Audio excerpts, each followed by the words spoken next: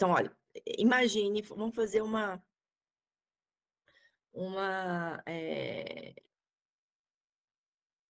design mental, assim, de uma pesquisa onde eu tenho uma turma e outra turma. Então, uma turma que eu tô chamando de experimental, eu estou aplicando uma unidade temática, né, que é contextualizada. Na outra, eu estou dando aula normalmente sobre o mesmo tema, tem que ser o mesmo tema. Né, e vou avaliar a aprendizagem no final dessas duas turmas e vi que o desempenho das turmas foi diferente. Eu posso atribuir essa diferença à unidade que eu estou aplicando? Eu estou dizendo que eu não posso. Por que que eu não posso? A princípio, isso é um design quase experimental, né? Eu tenho uma turminha que eu estou aplicando uma coisa, uma turminha que eu não estou, vou comparar os dois, mas eu não posso dizer que a diferença de desempenho ela é devido àquilo que eu estou aplicando. Porque as pessoas são diferentes. E aí, bom, se eu partir do princípio que é porque as pessoas são diferentes, então eu não posso fazer estudo de causalidade em ensino. Certo? Nenhum design poderia ser realizado. Bom, as pessoas serem diferentes é uma variável que a gente tem que lidar quando eu faço pesquisa na área de ensino, né? Então, vamos partir de um raciocínio assim. Para que eu ache um efeito de algo diferente que eu estou fazendo, eu preciso garantir que esse efeito que eu estou encontrando, ele aparece em toda e qualquer circunstância em que esse material está sendo aplicado e não nas circunstâncias que ele não está sendo aplicado. Deu para entender? Então, veja, o que eu quero é achar um efeito. Esse efeito, ele pode ser um padrão no desempenho desses alunos. Então, vamos supor que o padrão seja a definição correta do conceito de inércia. Estou pegando uma coisa bem arbitrária.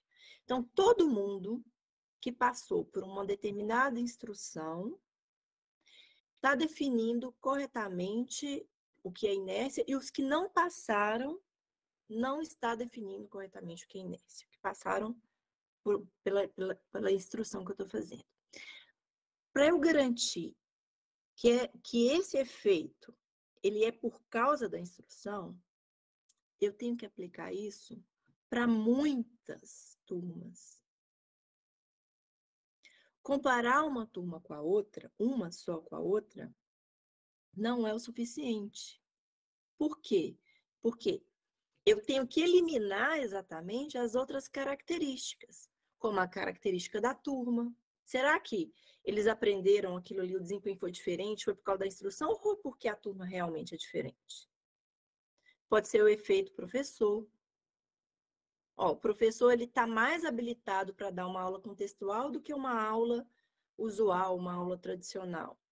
Então, pode ser várias outras coisas. Agora vejam como é que muda o contexto. Se eu pego 20 turmas e aplico uma instrução, e pego outra 20 turmas e faço uma abordagem usual. E nas 20 turmas que eu apliquei instrução, eu tenho uma característica em comum nessas 20 turmas que eu não tenho na outra. Aí eu tenho um indicativo de causalidade, aí eu tenho um indicativo de efeito. Porque eu encontrei algo que é um padrão nas 20 turmas que eu apliquei, aquela intervenção, que não foi encontrado nas 20 que eu não apliquei.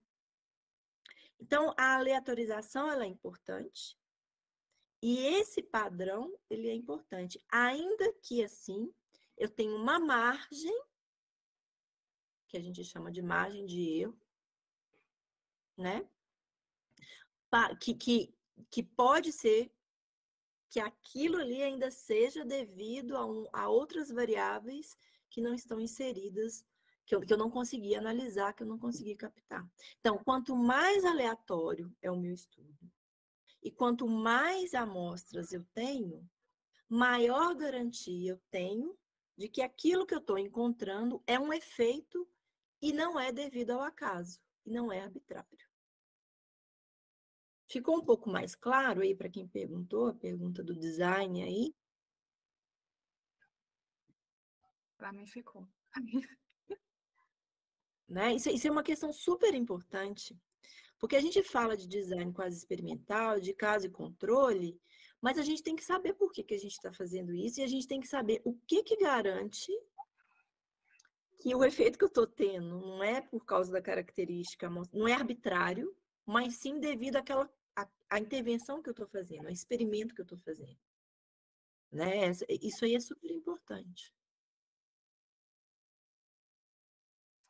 Alguém tem mais alguma pergunta?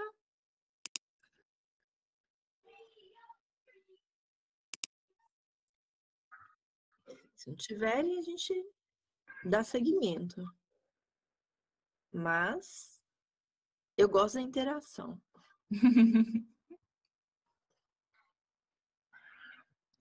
Eu gostei da pergunta, porque assim, eu não sou da área de ensino, né? Mas todas as vezes por exemplo, eu tenho é, que eu tento fazer algum trabalho na área de ensino, eu me encontro na dificuldade justamente de analisar os dados. Então, para mim, foi esclarecedor. Ah, tem outra aqui, professora. E quais seriam os melhores instrumentos para a coleta de dados, no caso de um designer com turma experimental e turma controle? Vai depender da pergunta, do que você quer responder. Na verdade, o melhor instrumento está relacionado com a questão. Toda a minha fala, vocês vão ver que eu vou estar exemplificando com questão. Porque a questão que você quer responder na área é que vai definir tudo que você vai fazer. Então, eu acho que isso aí é uma perguntinha que pode... que não é fácil de responder, assim, não tem uma resposta pronta. Ela depende muito do que você quer pesquisar, do que você quer responder. Acho que vai ficando mais claro à medida que a gente vai conversando um pouquinho mais. Vamos dar continuidade, então? Vamos. Eu só queria dar um aviso antes, Amanda. Uhum. Que... Você quer fazer uma pausa, alguma coisa? Não, só queria dar um aviso antes da continuação, certo? Eu não sei se, acho que todo mundo aqui está sabendo, né, que existe a ciência solidária. Então, são alguns livros que vão ser sorteados em alguns horários específicos ao longo do evento. Então, o primeiro sorteio ele vai acontecer hoje ao meio-dia, certo? Com transmissão do YouTube. Então, é muito fácil de vocês participarem, quem desejar participar, certo? Eu acredito que no site do evento, mas se vocês não tiverem, eu deixo aqui o Pix, certo? Para quem quiser participar. De doação em mim, a partir de R$ 10 você já começa a concorrer. E os livros que vão ser sorteados agora, pela manhã, serão 6 livros, vou só ler aqui, a gente dá continuidade, certo? Para quem desejar participar. É o livro de Teoria de Campos e Natureza, do João Barcelos Neto. O segundo livro são 50 poemas para um novo amor, do Francisco Caruso. O terceiro livro são Crônicas Ambientais, também do Francisco Caruso. O quarto livro é o De Broglie, do professor Caruso. O quinto é o Planck, também do Francisco Caruso. E o sexto é o do Feynman, do Francisco Caruso também. Tá certo? Não precisa não, Antônia. Eu tô tranquila aqui por enquanto. A gente pode dar seguimento. Pronto. Eu vou deixar só aqui, pode dar continuidade, certo, professora? Eu só vou colocar aqui as informações no chat para quem quiser participar, tá bom? Fique à vontade. Então tá.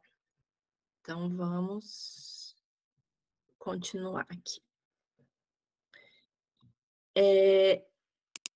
E aí, eu vou dar continuidade falando mais um pouquinho de dados, principalmente para quem não é da área de ensino. É importante a gente entrar numa questão que, pra vocês terem ideia, tem um curso inteiro que se chama Avaliação de Traços Latentes, né? Porque na área de pesquisa com dados quantitativos, como eu tenho um pezinho, né? As pesquisas que eu desenvolvo, elas têm um aporte teórico mais da área de psicologia, psicometria, que é a área da psicologia que trabalha com análise de dados quantitativos, a gente tem que entender um pouquinho do tratamento do tipo de dado que a gente tem na área de ensino. Né? Por que eu estou falando isso? O que são os nossos dados quando a gente faz pesquisa na área de ensino? A gente não tem um dado que é do tipo comprimento, peso, né? Densidade, que são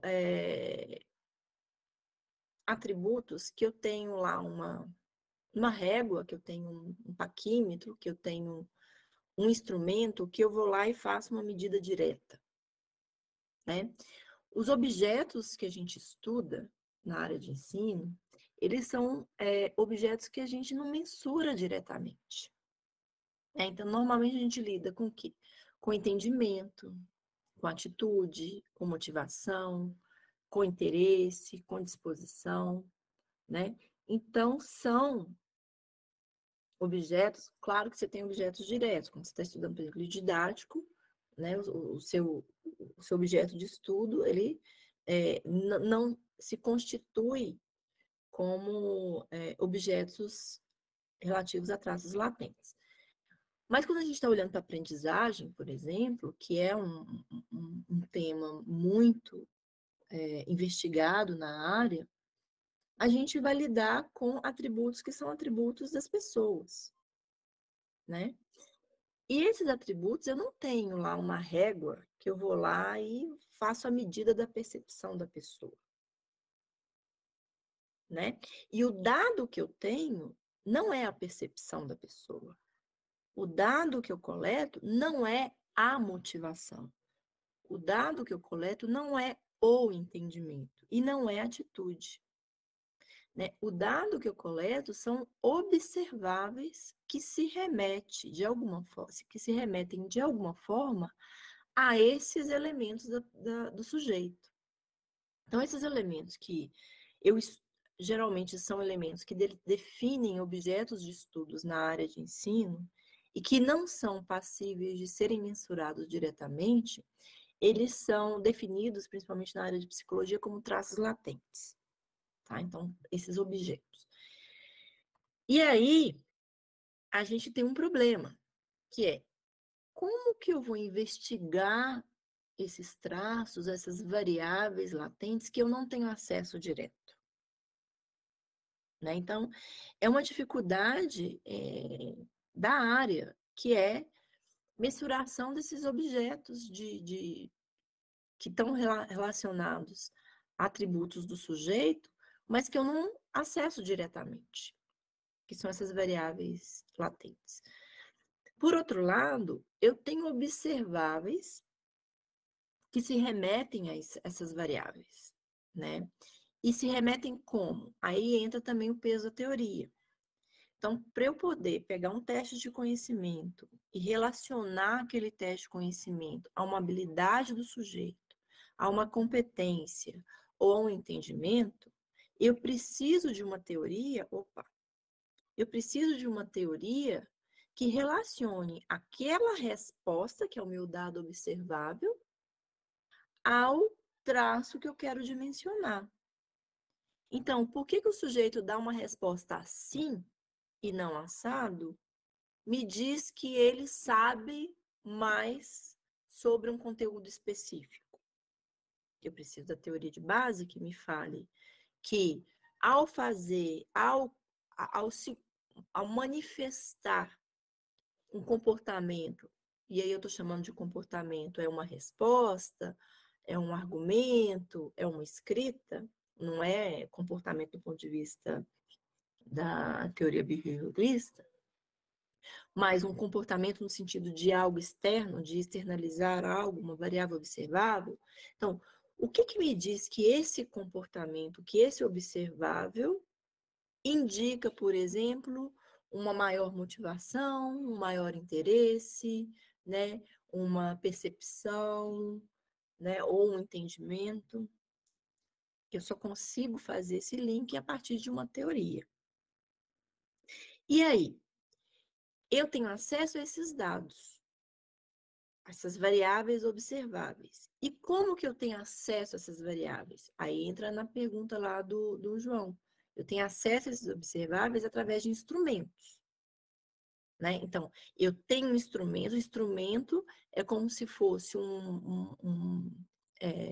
algo através do qual eu tenho um observável passível de ser interpretado do ponto de vista daquilo que eu quero acessar. Vamos tentar deixar um pouquinho mais claro. Como é que eu vou falar que uma pessoa sabe o que é inércia?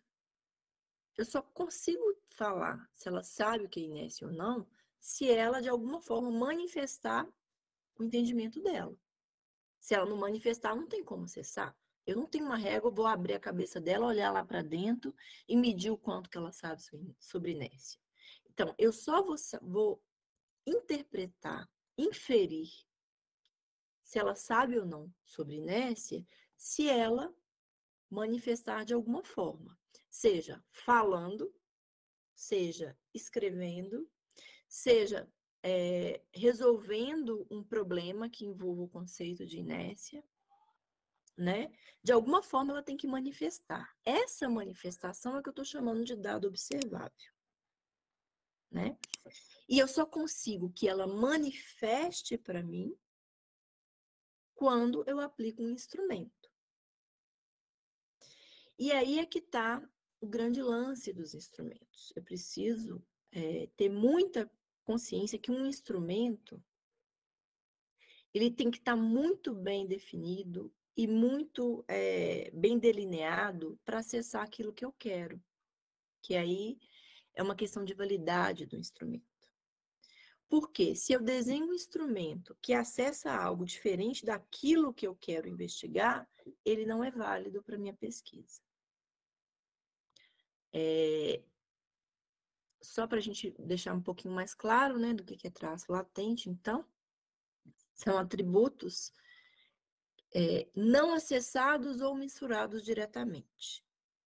E aí, para fazer isso, né, para eu mensurar ou estabelecer uma escala para avaliar esses traços, eu preciso fazer comparações entre indivíduos, em diferentes grupos ou em diferentes momentos ao longo do tempo. Bom, e aí eu entro na problemática da mudança ao longo do tempo. E para poder entrar na discussão da metodologia quantitativa, que vai precisar de uma escala, eu vou perguntar assim, como é que eu identifico, como é que eu sei que uma pessoa aprendeu? Né? Como é que uma pessoa sai de um estado que ela não sabia o que ela era circuito elétrico para um estado que ela sabe o que é circuito elétrico? Como que eu identifico essa mudança? Justamente por uma variável observável. Uma hora ela não sabe fazer uma determinada tarefa que envolva o conceito de circuito elétrico, seja o aspecto procedimental de montar, seja o aspecto conceitual, num outro momento ela sabe. Então, aconteceu alguma coisa desse antes para o depois que caracteriza uma mudança. Né? Então, essa mudança é que vai caracterizar, por exemplo, a aprendizagem. Então, quando eu falo assim, estou investigando a aprendizagem é processo. Então, eu não mensuro a aprendizagem. Eu não vou medir a aprendizagem. O que eu vou acessar, o que eu vou medir, são elementos cuja mudança ao longo do tempo me dá indicativo de aprendizagem. Agora, esse indicativo de aprendizagem está também determinado pela perspectiva teórica, né? Por exemplo, quando eu falo que essa mudança caracteriza uma evolução ou um progresso, por exemplo, quando ele aumenta o nível de entendimento dele, agora, o que é um aumentar o nível de entendimento? O que é um nível de entendimento maior do que o outro? Veja, quando eu falo isso, intuitivamente eu estou chamando uma escala. Eu preciso de uma escala para dizer que em um momento o entendimento é maior do que em outro momento. Eu preciso, no mínimo, de uma escala qualitativa que qualifique o que é um entendimento maior e o que é um entendimento menor. Veja como eu estou delineando um caminho para chegar na questão da análise quantitativa, né, da metodologia quantitativa. Por que ela é importante? Em que sentido ela é válida ou não é válida? Então, veja, quando eu quero caracterizar uma mudança, retomando, né, recapitulando, eu preciso dizer uma mudança do ponto de vista de evolução, porque às vezes eu quero caracterizar uma mudança só do ponto de vista qualitativo. Posso dizer, olha, aqui estava assim, aqui estava assim. Estou caracterizando uma mudança, estou qualificando, estou descrevendo. Agora, se eu falo que esse momento aqui, ele é hierarquicamente mais, se esse entendimento aqui ele é hierarquicamente mais articulado do que esse, aí eu já mudo de figura. Aí eu já estou necessitando de uma escala que compreenda uma hierarquia. E uma hierarquia compreende algo quantitativo, para eu dizer que um é mais do que o outro, no mínimo de maneira ordinal. Espero que vocês estejam entendendo. Eu vou dar uma pausinha também para a gente conversar sobre isso. Então, a gente tem uma perspectiva, principalmente nas pesquisas na área de ensino, que tem intervenção, né? E que eu quero avaliar a aprendizagem, quando eu tenho isso, né, na pesquisa na área de ensino, o meu objetivo está relacionado à avaliação de mudança. Bom, se eu quero ensinar algo, né, e eu quero que as pessoas aprendam, eu estou querendo introduzir uma mudança. Então, por isso que o Walker e o Holt vão colocar em 2006 que todo objetivo de experimento e ensino é introduzir uma mudança. Bom, se eu quero que as pessoas aprendam, eu quero que elas mudem, que elas passem de um estado de não aprendizagem para um estado de aprendizagem, né? E aí eu tenho um problema que é como que eu avalio isso. E aí, retomando a questão da métrica, quando eu quero identificar progresso de maneira hierárquica, então eu preciso de uma métrica e de estipular como que eu vou utilizar essa métrica aos dados observáveis que eu tenho para inferir sobre esse progresso, ou para inferir sobre essa evolução. E aí, como que eu faço isso? Aí entra a questão dos instrumentos. Vou entrar um pouquinho mais nessa questão dos instrumentos. Eu estou delimitando aqui, né? Então, eu comecei a falar da pesquisa na área de ensino de uma maneira muito geral, e agora eu estou afunilando, né? Estou afunilando para pesquisas empíricas, para pesquisas que têm, né, perguntas que vão demandar, né, uma análise mais quantitativa. E aí, nessa seara, os instrumentos são extremamente importantes. Quais são os instrumentos mais usuais que a gente vai usar nessa perspectiva mais quantitativa? Né? Testes de conhecimento, produções discentes em geral, relatórios, textos, seminários, qualquer produção discente também é um instrumento que a gente pode usar como base para uma análise, para uma pesquisa mista, checklist de atividades, por exemplo, diário de bordo, portfólio. O mais importante é sempre se perguntar o que cada um desses instrumentos vai acessar, qual é o observável que ele acessa. E se eu estou interessado em avaliar a aprendizagem, como que eu posso utilizar para avaliar a aprendizagem?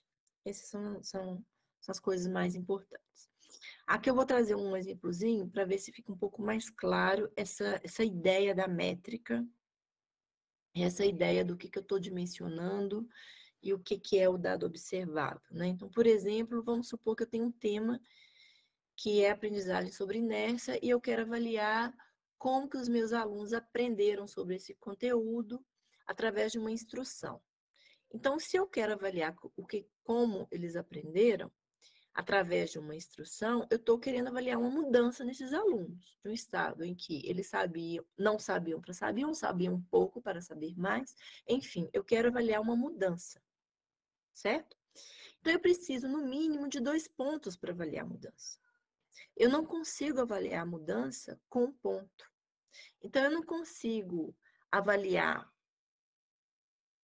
o quanto ele progrediu com uma prova no final do semestre. Por quê? Porque eu não tenho um ponto anterior.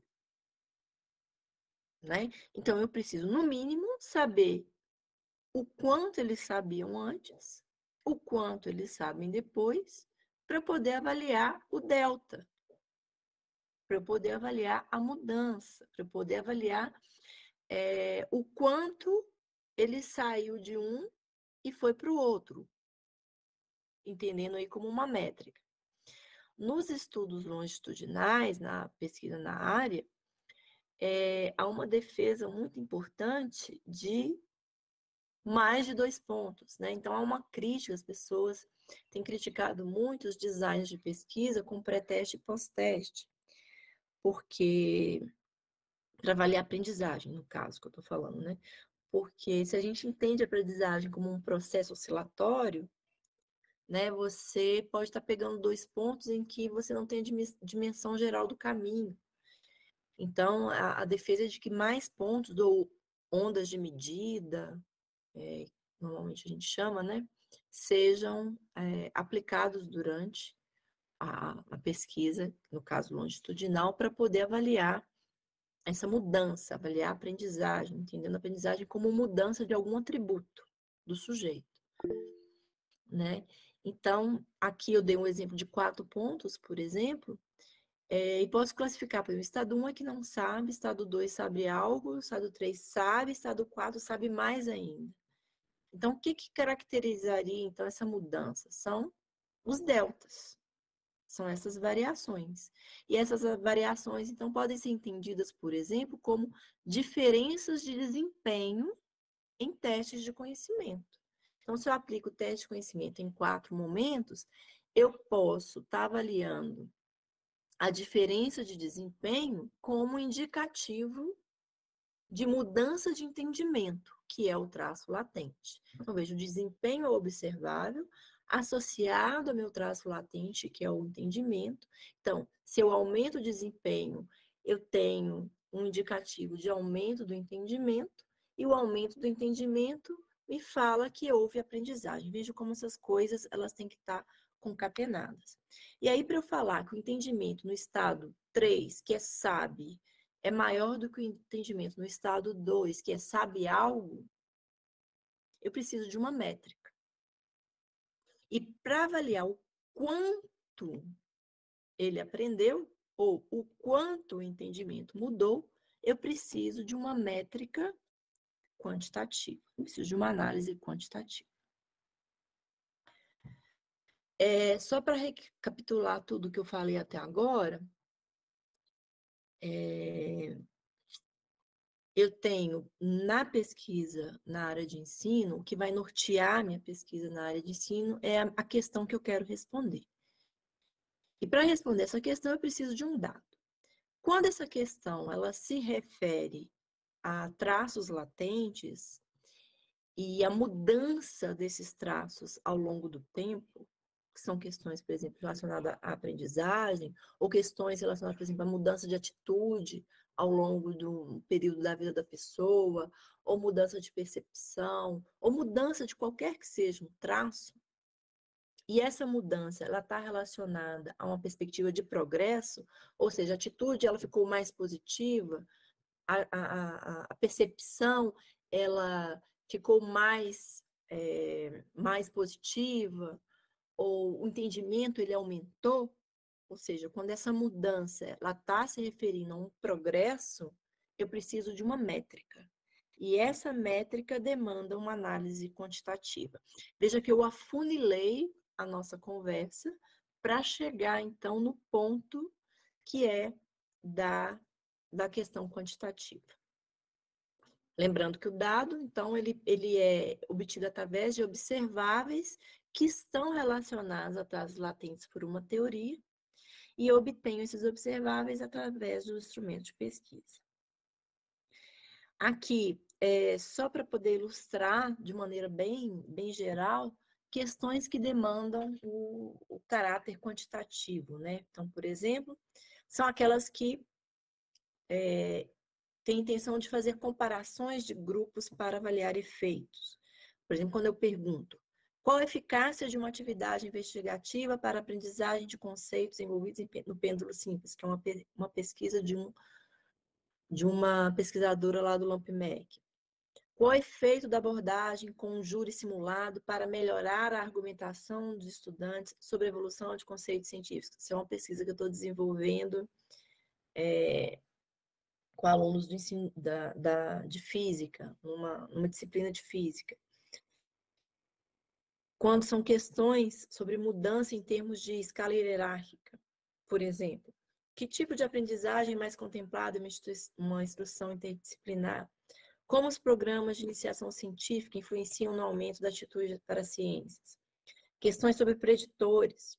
Quais fatores podem influenciar a compreensão sobre densidade de estudantes de diferentes níveis de qualificação, de escolarização? O que pode prever o desempenho em ciências no Enem? Qual a diferença de atitude para a ciência e atitude para o ensino de ciência? Isso é uma questão de modelos de traços latentes. Como podemos definir o entendimento de professores da educação básica sobre atividade investigativa? Também é uma questão sobre modelos de traços latentes que a gente faz a modelagem. Então, tudo isso são questões que demandam a procedimentos quantitativos. Não só quantitativos, mas que demandam quantitativo para poderem ser respondidos. E aí a gente vai para questões de novo, desse bloquinho.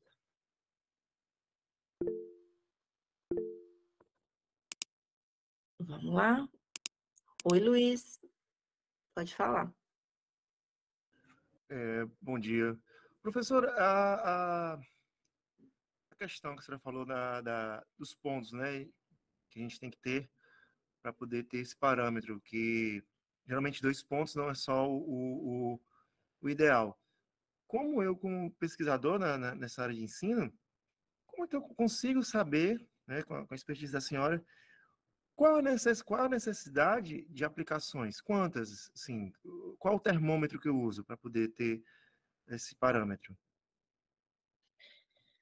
Ô, Luiz, muito boa a questão. Isso também tem a ver com o aspecto longitudinal, tá, Luiz? A gente não tem um consenso na área sobre nem o número de pontos e nem o que caracteriza, para você ter ideia, o tempo de uma pesquisa longitudinal. Por que eu estou falando isso?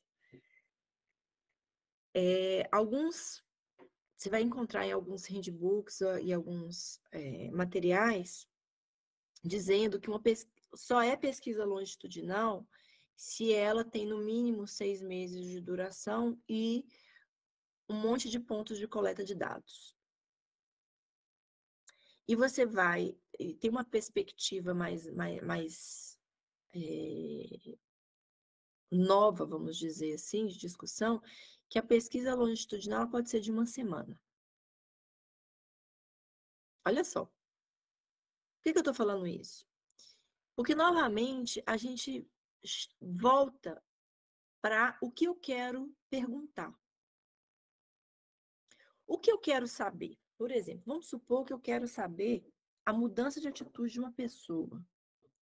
Ora, a atitude é um traço que, teoricamente, é definido como algo, vamos dizer assim, do espectro mais duro, que é de difícil mudança. Ela muda com anos. Você não muda uma atitude em uma semana. Então, se eu faço uma pergunta sobre atitude para a ciência, por exemplo, e faço uma coleta de dados de uma semana e quero olhar para a mudança de atitude, provavelmente a sua pesquisa está enviesada. E se eu faço uma entrevista antes, uma entrevista depois e acho alguma coisa ali, provavelmente está enviesada. Por quê? Porque a própria definição do seu atributo, ela é uma definição que está subsidiada por uma mudança longa, por uma mudança por um período longo, tá? Agora, vamos supor que eu quero olhar para a mudança da ação de um menino de primeiro ano numa conta de mais. Saber somar 2 mais 2. Então, eu posso desenvolver uma pesquisa em uma semana com ele. Eu posso coletar dados em uma semana. Porque, olha, essa semana aqui eu vou trabalhar com a soma de números com essas crianças. Então, eu vou na segunda-feira coletar um dado, na quarta-feira coletar outro, na sexta-feira coletar outro. Será que aprender a somar eu posso olhar para uma semana ou 2 semanas? É diferente de eu olhar para a atitude. Então, o dimensionamento tanto do tempo que você coleta, quanto das ondas de medida que você vai coletar, depende muito da unidade que você está definindo de análise e da questão que você quer responder. Será que aquilo que eu quero responder, eu consigo capturar com 2 medidas? Ou eu preciso de mais tempo? Normalmente, quando a gente fala, por exemplo, de conceito científico, por que as pessoas defendem mais ondas de medida? Porque quando você está falando na área de física, para a pessoa aprender o que é um conceito científico de alto nível de abstração. Vamos pegar aí o exemplo de onda eletromagnética. Como é que você fala que uma pessoa sabe o que é onda eletromagnética? Por exemplo, se você olhar para a sua própria trajetória de aprendizagem, primeira vez que você viu a onda eletromagnética, você aprendeu tudo sobre a onda eletromagnética? Você sabia o que era onda eletromagnética? A primeira vez que você ouviu falar? Provavelmente não. A segunda vez, você já aprendeu um pouco mais. Terceira vez, mais. Aí, quando você ouve no seu cotidiano... Então, assim, o que caracteriza saber onda eletromagnética? Primeira coisa que eu tenho que definir. Eu quero saber se ele entende a definição formal de campos elétricos e magnéticos se propagando perpendicularmente entre si ao longo do espaço. Eu quero saber se ele sabe isso. Será que eu coletar um dado de uma semana em 2 pontos, eu consigo saber isso? Ou será que se eu coletar 4 vezes durante 6 meses, eu vou saber isso? Veja, não tem uma resposta assim, direta. Depende daquilo que você vai perguntar e depende da instrução que você está dando, depende do nível de escolarização que você está trabalhando. Às vezes é meio frustrante, eu sei que a gente falar assim, olha, depende. Mas quando a gente entende as relações entre os elementos de uma pesquisa, fica mais fácil a gente fazer designs nessa área. E aí, você tem que saber a limitação daquilo que você está fazendo. Quando eu faço um design de pré-teste e pós-teste, eu tenho que saber a limitação do que aquele dado me dá. Aquele dado está me dando o estado entre 2 pontos. Será que é suficiente para eu poder saber que aquilo ali foi um progresso, que ele sabe tudo sobre o que eu estou perguntando naquele outro ponto? Ou não? 3 pontos. O que eu tenho com 3 pontos? O que eu tenho com 4 pontos? O que eu tenho com 5 pontos? Às vezes também com 8 pontos é uma coisa meio inviável de se fazer. Então, a gente tem que... Essa expertise de saber a limitação, na verdade, você vai ganhar fazendo. O mais importante é você saber, com 2 pontos, que limitação que eu tenho. E o que eu posso afirmar com medida entre 2 pontos. O que eu posso afirmar, o que eu não posso. Isso é o mais importante quando a gente faz pesquisa com ondas de medida. Aliás, com qualquer outra pesquisa, eu tenho que saber a limitação do meu dado, né? É muito comum a gente ver as pessoas coletar dado e tirar, a gente fala leite de pedra. Interpretar para além do que você tem. Então, você tem que ter consciência daquilo que você tem e até onde você pode fazer interpretações daquilo que você tem.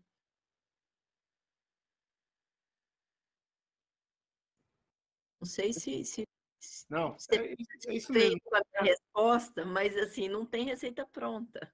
Eu acreditava que sim, porque realmente é muito complicado a gente ter essa métrica, como você já falou, né? Tem que sempre voltar para o que você quer saber realmente, o que você está procurando. E é muito importante para mim, porque nesse momento eu estou desenvolvendo uma pesquisa na área de gamificação, né? Gamificando, e eu preciso realizar todo esse procedimento, sim, para realmente entender o que os alunos estão entendendo. E eu estou iniciando, então esse curso casou justamente com o que eu vou iniciar agora, então foi perfeito. Ai, que bom. Então, obrigado, Mas professor. é isso, né? Você tem que... O que eu sempre digo assim, você tem que estabelecer muito bem aquilo que você quer, estabelecer o instrumento e ter consciência do dado que você vai coletar. Né? Às vezes a gente faz umas perguntas e o dado não dá conta de responder, né? Sim, sim. Muito bom. Muito obrigado, professor. Ah, não. Alguém mais tem questão sobre isso?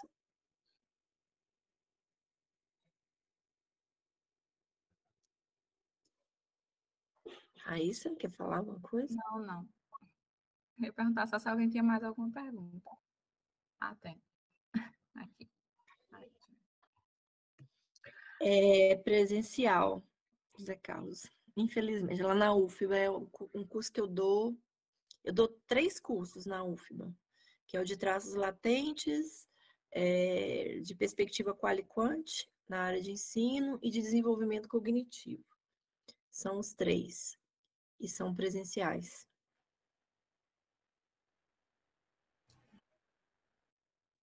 Mais alguém? O de traços latentes a gente discute justamente isso, né? Como é que você define o seu objeto de estudo de maneira a já conduzir a construção de um instrumento de coleta de dados, que é uma coisa que a gente faz, por exemplo, com modelagem. Modelagem hash, seja bem-vindo. Modelagem hash, modelagem de teoria de resposta ao item, análise fatorial, exploratória, combinatória.